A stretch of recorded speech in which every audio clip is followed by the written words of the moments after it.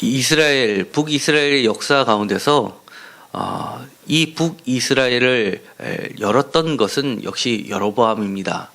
북이스라엘에 여러 왕들이 있는데 그 중에서 크게 세 개의 등분으로 한다면 중요한 사람이 초대 왕이었던 여로보암이 중요합니다.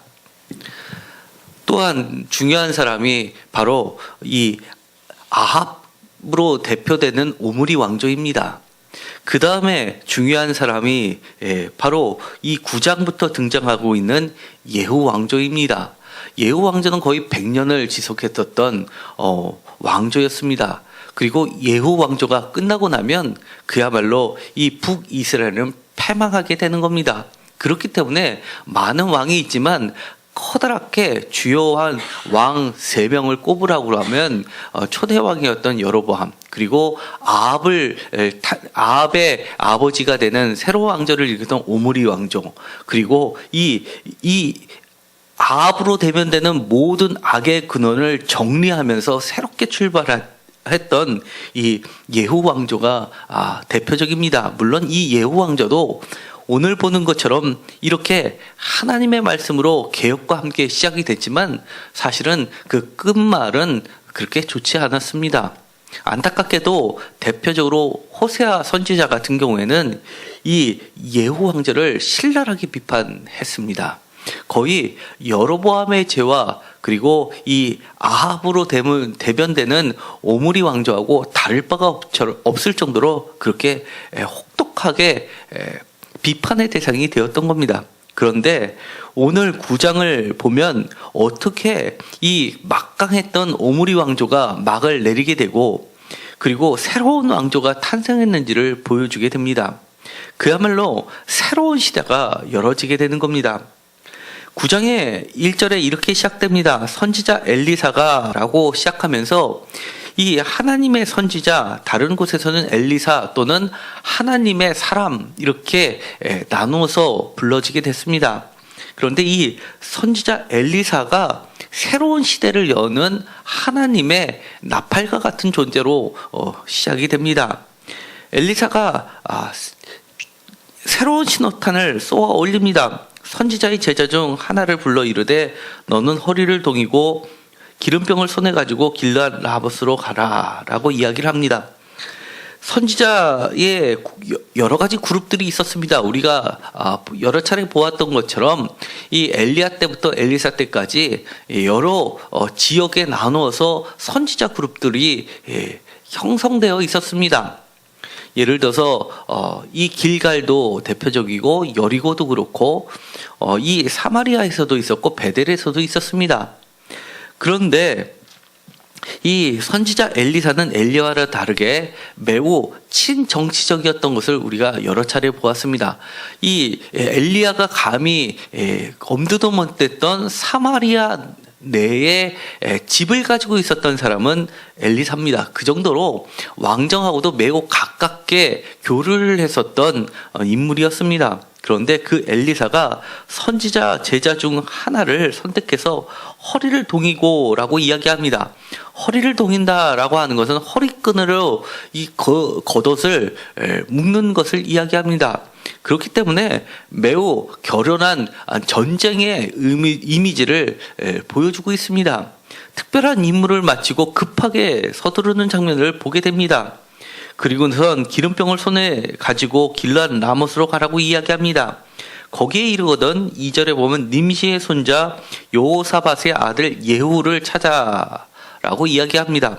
예후를 소개할 때 할아버지의 이름까지 거론합니다. nim시의 손자 여호사밧의 아들 예후. 보통 이렇게 누구누구의 아들이라고 가문의 아버지의 이름을 대는 것은 그야말로 뼈대 있는 가문들을 이야기합니다. 그렇기 때문에 특별히 이 nim시의 손자 할아버지의 이름까지 이야기를 하는 것은 그만큼 매우 유력한 집안의 뼈대 있는 가문이라는 것을 알 수 있습니다. 반면에 오늘의 배경이 됐었던 이 하사엘이라는 아람의 왕이 나오게 됩니다.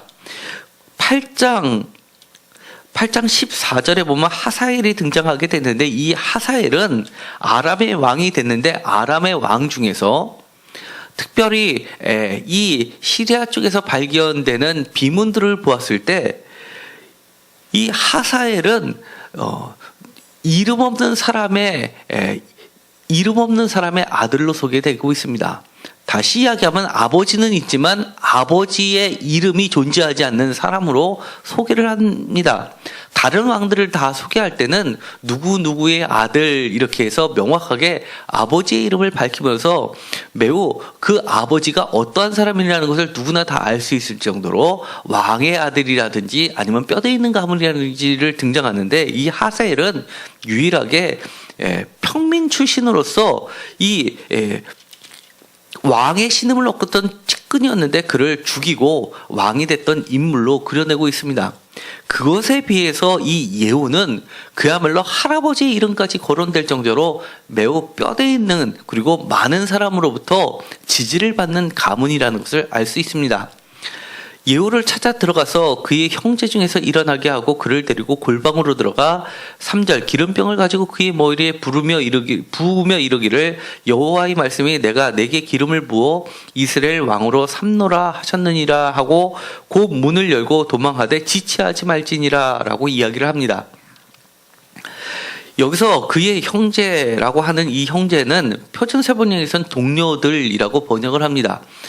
이 히브리어는 사실은 이 아들이라는 단어를 보면 이 아들이나 손자나 다 혼용해서 쓰는 것을 보게 됩니다. 마찬가지로 딸도 딸과 손녀는 자손까지 이어져서 혼용해서 쓰게 됩니다. 여기서도 마찬가지로 이 형제라고 하는 것도 사실은 친형제일 수도 있지만 의형제처럼, 피를 나눈 형제처럼 매우 가까운 혈맹 관계의 그런 동료들을 지칭할 수도 있습니다. 그래서 표준세 번역에서는 동료들이라고 번역을 하고 있습니다.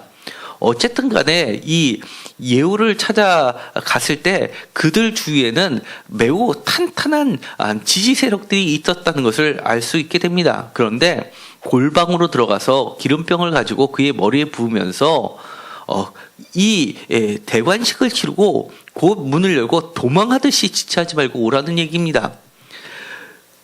골방에 들어간다라고 하는 것은 은밀하게 진행되고 신속하게 진행하라고 이야기를 하는 겁니다. 이 형제 중에도 소리가 세서 혹시나 이것이 누설됐을 때는 모든 것이 흐트러질 수 있다는 것을 이야기합니다. 이 선지자 엘리사는 그만큼 이 아합의 가문하고 밀접한 관계에 있었다는 것을 우리는 알 수 있습니다. 어떻게 보면 반역을 일으키는 주요한 세력이 그 출발점이 바로 엘리사라는 것을 알게 됩니다. 그리고 나서는 이 청년이 길르앗 라못으로 가게 됩니다. 길르앗 라못이라는 곳에 길르앗 지역에 있는 요단 동편에 있고, 그리고 우리가 잘 알고 있는 갈릴리 호수로부터 남동쪽으로 약 45km 정도 떨어져 있는 지역이라고 이야기를 합니다. 그리고 이 길르앗 지역은 그야말로 유서 깊은 지역이었습니다. 이 사울 때도 이 길르앗 지역 사람들이 막강한 세력을 가지고 있었던 것을 우리가 볼 수 있었습니다. 언제나 이 길르앗 지역은 넓은 지역과 함께 풍부한 자원으로 인해서 이것은 이 중앙정부와 대견할 만한 그런 호적이 있었다는 것을 우리가 역사를 통해서 알고 있습니다. 그런데 이 길르앗 라못에 가니까 그 중에서 예후가 그의 예후를 발견하게 되고 이 예후에게 그 청년이 머리에 기름을 붓습니다. 그러면서 여호와의 말씀을 얘기해 줍니다. 내가 이스라엘 하나님 여호와의 말씀이 내가 내게 기름을 부어 여호와의 백성 곧 이스라엘 왕으로 삼노니 7절 너는 내 주 아합의 집을 치라. 내가 나의 종 곧 선지자들의 피와 여호와의 종들의 피를 이세벨에게 갚아 주리라. 8절 아합의 온 집이 멸망하리니 이스라엘 중에 매인자나 노인자나 아합에게 속한 모든 남자는 내가 다 멸절하되 이렇게 이야기를 합니다. 왕으로 삼을 뿐만 아니라 사명을 주는 겁니다. 아합의 집을 심판하겠다는 겁니다. 아합의 집에서 매인자나 노인자나라는 표현은 우리가 성경에서 여러 차례 보았던 표현입니다. 특별히 이 표현은 결혼을 한 자나 결혼하지 않은 자나라고 번역할 수도 있습니다. 그런데 이것이 단순한 성인이 아니냐를 나타내는 표현이라기보다도 이 매인자나 노인자나라는 말을 쓸 때는 특별히 왕족을 멸절시킬 때 썼던 대표적인 문구였습니다. 그렇기 때문에 하나님의 심판이 임하는 왕족을 대리인으로서 심판을 가할 때 썼던 표준적인 문장이었습니다. 여호와의 철저한 심판을 이야기합니다. 그러면서 나의 종 곧 선지자들의 피와 여호와의 종들의 피를 이세벨에게 갚아주리라 라고 이야기합니다. 그러면서 아합의 집을 느밧의 아들 여로보암의 집과 같게 하며 아히야의 아들 바하사의 집과 같게 할지라. 이 여로보암이나 바하사도 마찬가지로 다 왕조를 이야기합니다. 새로운 왕조들, 초대 왕조부터 시작해서 두 번째 왕조, 그리고 세 번째 왕조를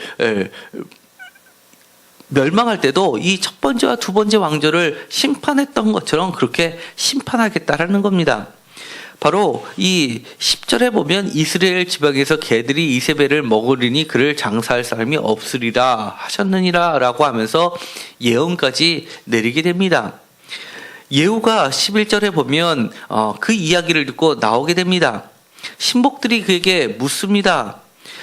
평안하냐? 그 미친 자가 무슨 까닭으로 그대에게 왔더냐? 이 미친 자가라는 이 표현은 대표적으로 선지자 그룹들을 바라보는 시각들입니다. 우리가 잘 알다시피 선지자들은 대표적으로 엘리야는 이상한 모양새를 갖추고 있었습니다. 누군지는 몰라더라도 보고할 때 그는 털옷을 입고 있었고라고 하면서 겉모양부터가 외부 사람들, 일반적인 평민들이 보기에는 무엇인가 다른 모양을 하고 있었고, 또 선지자들의 특징들은 황홀경에 빠져서 여러 가지 일반 사람들과 다른 구분된 모습들을 하다 보니까 그 모양새가 독특했던 것이 알 수 있게 됩니다. 심지어 우리가 과거에 보듯이 선지자 중에 한 명이 눈을 가리고 있다가 다시 그 변장한 것을 펼쳐보니까 표식을 보고 나서 선지자인지 알아보는 그런 장면도 나오게 됩니다. 그렇기 때문에 이 선지자 그룹들은 일반 사람들과 무엇인가 달라도 다른 모습들이 있었기 때문에 어떻게 보면 그들을 마치 미친 자 취급했었던 것, 아주 독특한 사람 취급했던 것으로 우리는 읽게 됩니다. 그리고 이 시대는 그야말로 여러 가지 바알을 섬기는 그런 종교가 득세를 하다 보니까 이렇게 야훼 종교를 믿고 있었던 선지자 그룹들은 멸시당했던 것들이 분명해 보입니다. 그러자 이렇게 이야기합니다. 대답하되 그대들이 그 사람과 그가 말한 것을 알리라 하더라 라고 하면서 구체적으로 이야기를 합니다. 나중에 차차 알게 될 것이다 라고 얼버무리는 듯 합니다. 그러자 다시 한번 물어봅니다. 그러자 사실대로 이야기합니다.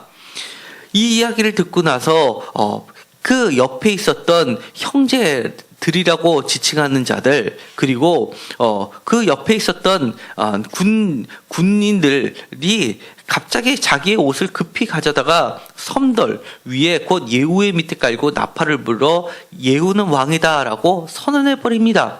그들도 이제 한마음 한뜻이 돼서 예후를 왕으로 삼겠다고 결의를 해버린 겁니다.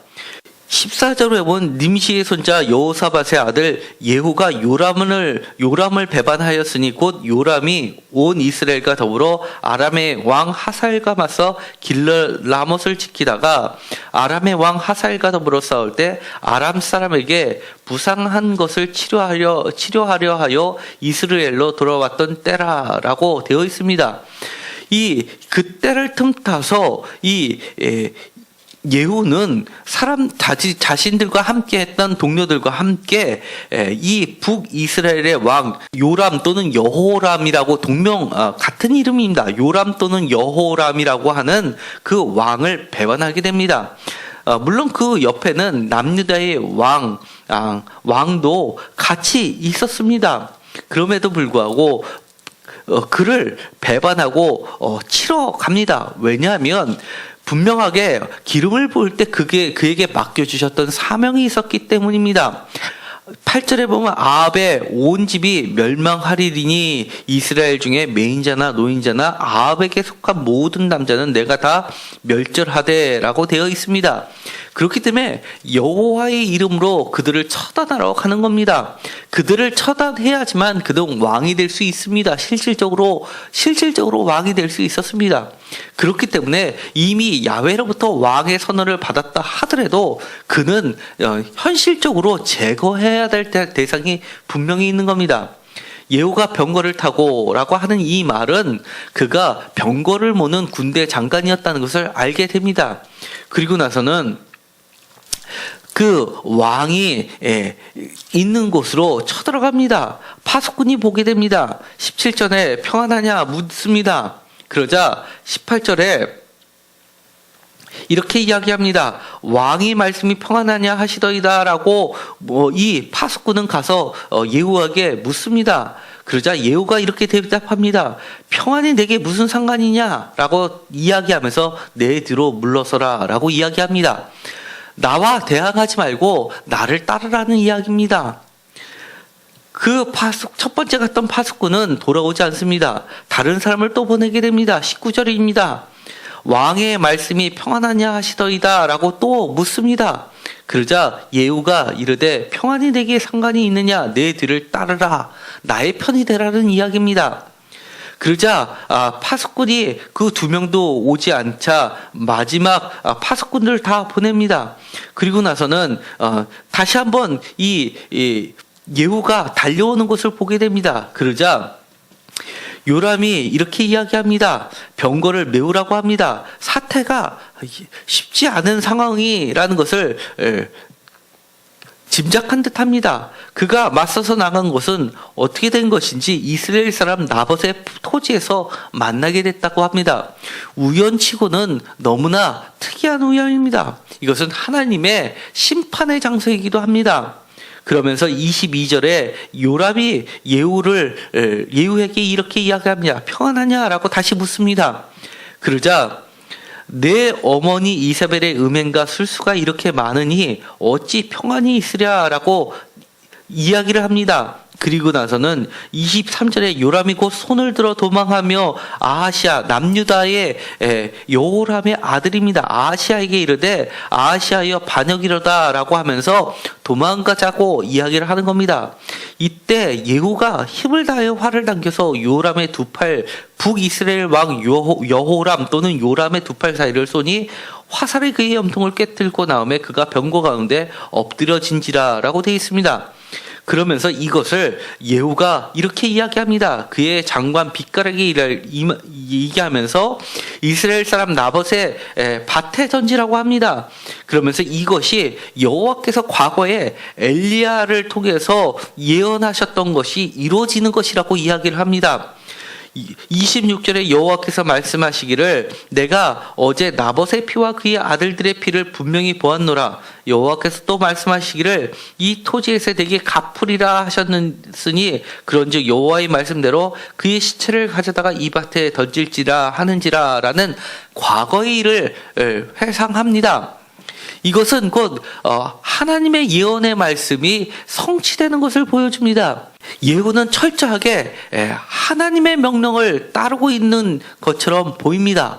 제가 보기에는 초기에 분명하게 이 예후는 철저하게 하나님의 말씀을 따랐던 것으로 보이게 됩니다. 그리고 그 열심도 매우 순수했던 것으로 보이게 됩니다. 왜냐하면 그 뒤부터 나오는 여러 가지 이야기가 있는데 그 이야기를 보더라도 예후의 신실함은 그대로 드러나게 됩니다. 특별히 열왕기하 10장 15절에 보면 예후가 거기서 떠나가다가 자기를 맞으러 오는 레갑의 아들 여호나답을 만난지라라고 하면서 그에게 안부를 물을 때 내 마음이 내 마음을 향하여 진실한가 같이 내 마음도 진실하냐라고 묻습니다.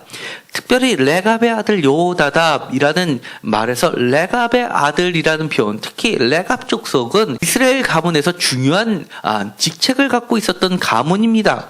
그렇기 때문에 이 예후가 누구와 손을 잡는다라고 하는 것은 그만큼 중요한 일인데, 그때 그가 손을 잡는 측이 바로 레갑 족속들이었다는 겁니다. 특별히 여호나답이라는 이름도 보면 여호나답이라는 이름 자체가 많이 등장하지 않습니다. 매우 존귀한 사람들한테만 이 이름이 들어가 있는데, 이 그러니까 여호와 야훼의 이름과 나답이라는 이름이 함께 결합된 이 사람은 분물명하지만 매우 특별한 위치에 있었던 사람인 듯 해 보입니다. 그리고 여기서는 학자의 의견들이 사실은 갈리게 됩니다. 이 여호나답을 예레미야와 연관짓는 사람이 있는가 반면 그렇지 않은 사람도 있습니다. 왜냐하면 이 뒤에 예후가 끌어 병거를 올리면서라고 하면서 이 레갑의 아들 여호나답이 병거하고 관련돼 있는 사람으로 그려지고 있는데, 이스라엘의 병거여 마병이여 하듯이 그런 상징적인 의미였을 것으로 보는 것이 타당하다라고 하는 쪽도 있습니다. 그렇기 때문에 불분명하지만 어쨌든 간에 특별하게 이름이 거론된 것은 이 예후가 아합의 집안들을 다 제거하면서 새로운 왕조를 탄생시킬 때는 철저하게 그는 야훼를 숭배하는 사람들과 손을 잡고 일어섰다는 겁니다. 바알과 손을 잡은 사람들을 철저하게 숙청했던 것을 볼 때 그는 정말로 마음이 진실했던 것을 보게 됩니다. 16절에 보면서 이렇게 이야기합니다. 나와 함께 가서 여호와를 위한 나의 열심을 보라 라고 하면서 정말 여호와의 열심을 가지고 이 아합에 속했던 사람들을 다 멸절합니다. 그가 기름을 부음을 받을 때 여호와로부터 부여받은 그 사명을 철저히 지키게 되는 것을 보게 됩니다. 또한 10장 1절부터 11절까지는 특별히 7절에 보면 왕자 70명을 죽이는 장면이 나오게 되고, 이것은 아합의 아들들 왕자 70명을 죽이는 겁니다. 뿐만 아니라 12절부터 이 14절까지는 유다의 왕 아하시아의 형제들을 42명을 죽이는 장면이 나오게 됩니다. 그러니까 사돈 집안까지 다 통틀어서 다 죽이는 장면이 나오게 돼서 정말 아까 얘기한 것처럼 매인자나 노인자나라는 것을 철저히 지키는 겁니다. 결혼을 한 자나 결혼하지 않은 자나 할 것 없이 철저하게 다 색출해서 죽이는 모습들이 나오게 됩니다. 물론 여러 가지 불분명한 역사적 자료들은 사실 있습니다.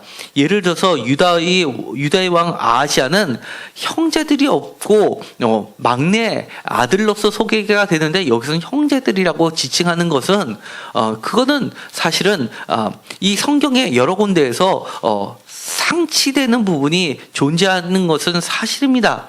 그러나 이 성경은 여러 군데에서도 한 사람의 이름도 여러 군데서 서로 다르게 나오는 것을 보게 됩니다. 예를 들어서 아하시아는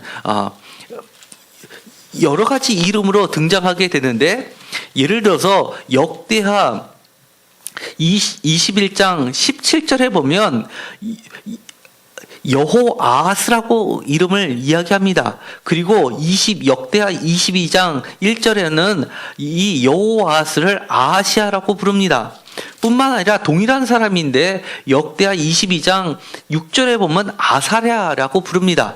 이처럼 자료가 이 오래된 자료이다 보니까 이것이 여러 가지 혼동돼서 나오는 것을 봐서 이 정도의 문제에 약간의 오차 정도는 우리가 감안하고 읽는다고 하면 분명하게 이 예후는 아합에 속한 매인자나 노인자나 할 것 없이 철저하게 하나님의 열심을 가지고 그것을 그것을 신실하게 이행하면서 야훼 종교로서의 복귀를 철저하게 이룬 왕조의 시조가 된다고 할 수가 있습니다. 여기서 이런 일이 벌어지게 된 시발점을 우리는 다시 한번 주목할 필요가 있습니다. 어떻게 해서 이 예후가 그 막강했던 오므리 왕조를 무너뜨릴 수 있었냐라는 첫 단추를 우리는 반드시 기억해야 됩니다. 다름이 아니라 여호와의 말씀으로 시작됐다는 겁니다. 우리가 도저히 깰 수 없는 그런 성벽과 같은 것이라 할지라도 그 출발이 여호와의 말씀으로 기인됐다라고 한다면 그것은 여리고성과 다를 바가 없습니다. 언제든지 여호와의 말씀 안에서 무너질 수밖에 없는 존재라는 것을 반드시 기억하시기 바랍니다. 두 번째는 이 전체적으로 읽었었던 말씀에 끊임없이 흐르는 뼈대를 이루는 단어들이 있습니다. 바로 샬롬입니다. 평안입니다. 먼저 끊임없이 반복되는 말이 있습니다. 11절에 예후가 나와서 그의 주인의 신복들에게 이르니 한 사람이 그에게 묻되 평안하냐 그 미친 자가 무슨 까닭으로 그들에게 왔더냐라고 하면서 평안을 물어봅니다. 평안의 인사를 합니다. 샬롬이라고 인사를 합니다. 그리고 나서 17절에는 또 이런 말이 나옵니다. 요람이 이르되 한 사람을 말에 태워 보내며 말하여 평안하냐 묻게 하라. 이것은 요람 왕이 예후에게 건넨 말입니다. 샬롬하고 건넵니다. 18절에는 평안하냐라고 실제로 파수꾼이 묻습니다. 그러자 다시 18절에 한 번 더 나옵니다. 평안이 내게 상관이 있느냐라고 묻습니다. 그리고 나서 내 뒤로 물러나라 라고 합니다. 이번에는 예후가 이 파수꾼에게 또는 이 예후가 파수꾼을 통해서 이 이스라엘 왕에게 건네는 말이 평화입니다. 그 다음에 19절에 다시 한번 묻습니다. 다시 한번 평안하냐라고 할 때 예후가 이르되 평안이 내게 상관이 있느냐 내 뒤를 따르라 라고 이야기합니다. 그리고 마지막으로 22절에 보면 다시 한번 나오게 됩니다. 요람이 직접 예후를 보고 평안하냐 묻습니다. 그러자 이 예후가 요람에게 직접 이야기합니다. 내 어머니 이사벨의 음행과 술수가 이렇게 많으니 어찌 평안이 있으랴라고 묻습니다. 다시 이야기하면 이 전체적인 이야기의 시작은 여호와의 말씀으로 시작이 돼서 그 모든 흐름을 꿰고 있는 단어는 바로 여호와의 샬롬 평화입니다.